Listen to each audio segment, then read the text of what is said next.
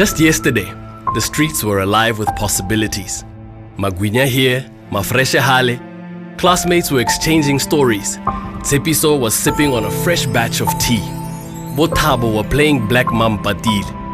Mama was busy ko Masimo, Petriki alwansa Maufit. While Bo Matsela were all over the gram. Matsidiso was within, Anale Batswan, and Tabang postponed the trip back home again. Really bees, blind. And then overnight, everything changed. We took a lot for granted. But today, we must fight for what we lost. We must fight from home. Kokamoa 2 minutes, Ritube Matsai, knowing for Ritlego Jiga in full force. So use this lockdown to prepare for tomorrow. Otsoge maibi, utumtele roll. Get busy, get messy, get up and get down.